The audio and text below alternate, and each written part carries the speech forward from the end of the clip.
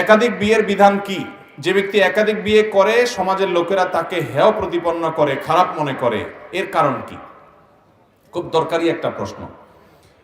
কোন পুরুষ তিনি যদি একের অধিক বিবাহ করতে চান, তার যদি সেরকম শারীরিক এবং আর্থিক সক্ষমতা থাকে, ইসলাম তার জন্য সেটাকে জায়েজ রেখেছে। সেটা কোনো নাজায়েজ বা হারাম বা খারাপ কাজ না।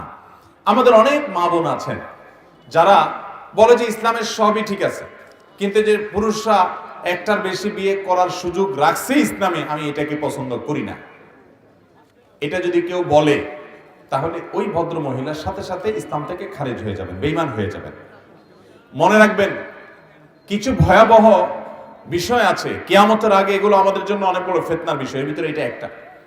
আপনারা একটা জিনিস খেয়াল করবেন, বিশেষ করে যারা সিনিয়র আছেন, 40-এর উপরে যাদের বয়স আছে তারা বলতে পারবেন, আর আমাদের বাবাজি যারা অনেক সিনিয়র বয়সী তারা তো আরো ভালো বলতে পারবেন, যে আজ থেকে 30-40-50 বছর আগে এদেশে আমাদের দাদারা নানারা অনেকেই দেখেন, খোঁজ খবর নিলে দেখবেন যে একাধিক বিয়ে তারা করেছেন, দুজন স্ত্রী ছিল, ছেলেকে ছিল না, অহরহ ছিল।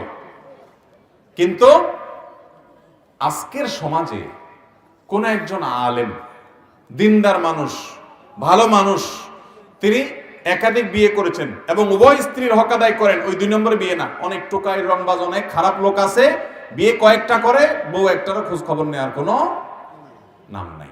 আছে না নাই? এরকম অনেক দুষ্ট লোক দেখা যায় যে একটা বিয়ে করেছে, এক জায়গায় রেখে চলে যায়, আরেক জায়গায় আরেকটা করছে, আরেক জায়গায় আরেক জেলায় আরেকটা করছে। এরকম কিছু অমানুষ আছে না নাই? এরকম কিছু অমানুষ আমাদের সমাজে আছে। আবার এরকমও দেখা যায় যে স্ত্রী সবগুলোর সাথেই তার সম্পর্ক আছে, কিন্তু ওই যে নতুন যেটা আছে, ছোট যেটা আছে, ওইটার দিকে টান, আর বড়গুলোর খোঁজ খবর নেয় না, বা ভরণ পোষণ দেয় না, বা তাদের হক আদায় করে না, বা ত্রুটি করে। এরকম অনেক অমানুষ আছে। আল্লাহ তাআলা কোরআনে কারিমে বলেছেন, তোমরা যদি একাধিক বিয়ে করলে স্ত্রীদের প্রতি সমতা রক্ষা করতে না পারো, তাহলে একটা করবে, খবরদার। কারণ সমতা রক্ষা করা তোমাদের জন্য ওয়াজিব, আবশ্যক। স্ত্রীদের মধ্যে বৈষম্য করলে সেটা জায়েজ হবে না, গুনাহ হবে। স্ত্রীদেরকে তাদের ভরণ পোষণ দেওয়া, তাদের সাথে তাদের সাথে বসবাস করা, সংসার করা, এই সবগুলো করার ক্ষেত্রে সমতা বজায় রাখতে হবে। এক জায়গায় একজনের সাথে তুমি মাসকে মাস থাকলে আরেকজনের সাথে 6 মাসের খবর নিলা না, একজনের 1000 টাকা দিলা, জমি জমা ফ্ল্যাট বাড়ি সব দিয়ে দিলা, আরেকজনের খোঁজ খবর, এটা জায়েজ নাই।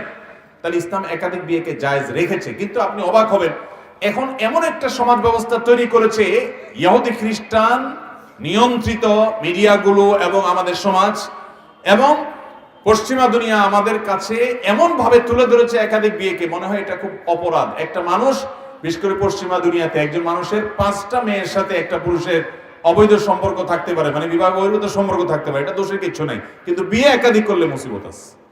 ঠিক না ভাই? ঠিক ভাইরা আমার। এমনকি আমাদের সমাজে এখন দেখেন যে ছেলে মেয়েরা গুনাহে লিপ্ত হচ্ছে, জেনায় লিপ্ত হচ্ছে, অসামাজিক কার্যকলাপ করছে, এটা নিয়ে মাথা ব্যথা নাই, কিন্তু বিয়ে করলে মাথা ব্যথা আছে। ঠিক না ভাই? ঠিক। এটা শয়তানি দুনিয়ার চক্রান্তের অংশ। কেন করে জানেন? এটার মূল টার্গেট হলো একটা জায়গায় আঘাত করা। সে জায়গাটা কোনটা?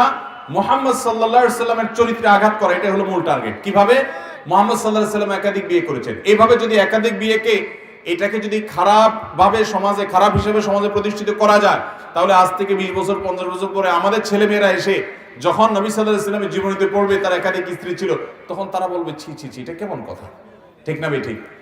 তখন তাদের ঈমান দুর্বল হবে। এই যে গোটা পৃথিবীতে এখন প্রসেসিং মিট শুরু হয়েছে। প্রসেসিং মিট সম্পর্কে ধারণা আছে না আমাদের? প্রসেসিং মিট মানে কোনো গরুর গোশত না, কোনো মুরগির গোশত না, এটা মেশিনে তৈরি গোশত। বলা হয় যে এই গোশত, এই খাবার, এগুলোর অনেক ফজিলত আছে। কোন কোন ক্ষেত্রে এই জাতীয় খাবারের ক্ষেত্রে বলা হয় যে এটা আসলটার চেয়ে বেশি, এটাতে পুষ্টিগুণ, খাদ্য শক্তি, হানতান। একটা সময় হয়তো পৃথিবী এটা ব্যাপক আকার ধারণ করবে। পশ্চিমা দুনিয়াতে এখন বিভিন্ন জায়গায় প্রসেসিং চাউল, প্রসেসিং মিট, এটা খুব জনপ্রিয় এবং খুব স্বাভাবিক। বলা হচ্ছে এটা অনেক উপকারী।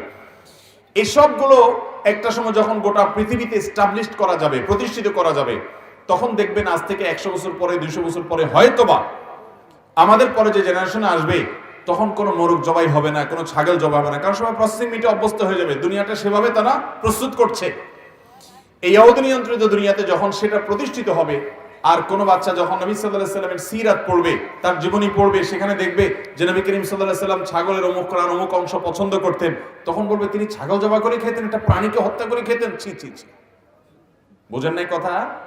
এইভাবে এদের মূল টার্গেটই হলো নবী করিম সাল্লাল্লাহু আলাইহি সাল্লামের চরিত্রে কি করা, আঘাত করা। বিধায় একাধিক বিয়ে, কোন নারী, কোন বোন আমার তার স্বামী আর কোন মেয়েকে বিয়ে করুক, তিনি এটা চান না, এটা চাইতেই পারেন।